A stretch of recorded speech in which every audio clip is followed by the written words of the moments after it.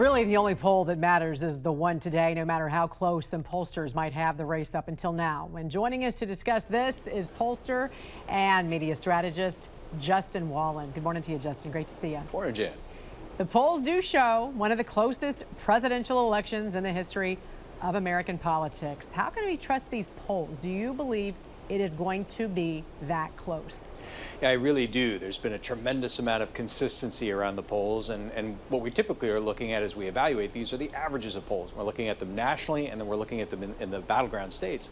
And in both of those lenses, they're remarkably close. They're numerically different, but statistically all within the margin of error, meaning they're tied. And I do actually think this is reflective of the realities on the ground. I want to break this down. You say every single poll is within the margin of error, numerically different, statistically meaningless. But there are indicators, you say, sticking out from past years. What are those indicators? Yeah, so especially when things are this close, we have to start looking at other patterns because we're human beings. We strive for certainty in some way or another. There's a degree of degrading uncertainty as we look at that, but they're meaningful because they're pronounced. One is the Harris campaign is underperforming amongst certain key demographics. One that's gotten a lot of media attention, and deservedly so, is among black men. The other, which is pronounced, is among Latinos. I'm not saying that Trump is poised to win a majority of Latinos or black men or other key demographics, but that proportion, that divide, has shrunk rapidly, and that really, really matters. It's a tremendous difference from past years. That's going to make a big change, I believe, on Election Day. The other thing is in turnout. Republicans are turning out in much, much higher numbers in early turnout than they ever have, and that's unprecedented. I mean, I'm a California person. I know you're California. We don't see this. Republicans don't vote early. They are now. Democrats seem to be banking on today. I've been reading some articles here. Former President Obama's past campaign manager, Jim Messina, said in an interview on MSNBC, quote, "Early vote numbers are a little scary. When you look at some of the early vote numbers, it has led a lot of your friends and my friends to call me panicking." And an RNC data consultant wrote, "Democrats are spinning themselves and reporters by claiming that their voters will turn out on Election Day when polls show otherwise. And most importantly, that's asking Democrat voters to do something they have absolutely no history of doing." What's your thoughts? Well, I mean, it could cut both ways, right? I mean, Republicans were asking Republicans to do something they had no history of doing, but they've done it.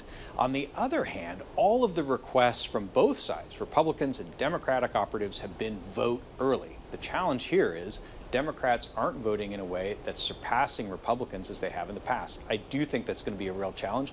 I mean, at the end of the day, it's never happened before, so we don't know what it's going to look like until the day is done.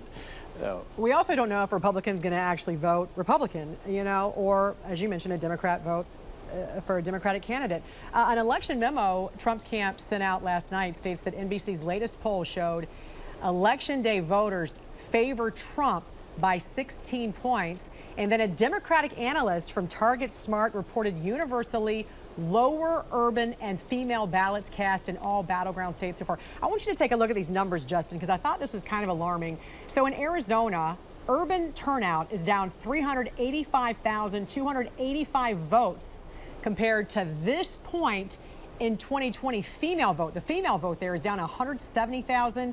You can see Georgia right there. The urban vote is down 156,000. The female vote down nearly 47,000. Michigan, I mean, these are some startling numbers when you look at these. The urban vote there down more than 321,000. The female vote down almost 205,000. Again, this is compared to this time during the polling in 2020. What does this tell you? You're absolutely right. These are massive differences. In very tight races, elections are won by tens of thousands of ballots, and we're talking about hundreds of thousands. And as we both know, urban environments tend to be much more centralized for Democratic votes versus suburban and rural environments. That's a real challenge for the Democratic ticket. And the other challenge is this disparity in terms of the female vote. Last cycle, it was an off cycle, the abortion rights movement really scored tremendous wins because of a female turnout. That was amazing on behalf of blue efforts. I don't see this coming out in terms of of female voters, in terms of urban voters, and in terms of supporting not only the presidential race, but key Senate and congressional races throughout the country. It's a real challenge. So again, I have to ask you, because when you look at those numbers and you look at early voter turnout and how many are not voting compared to the early votes from 2020, how are the polls showing that it's so close? Is it because pollsters are asking people who might not go vote? Yeah, that's part of it. It's very, very difficult to model actual turnout, especially in some states. You know, the degree of data that we have varies all over the place. That's one of the challenges.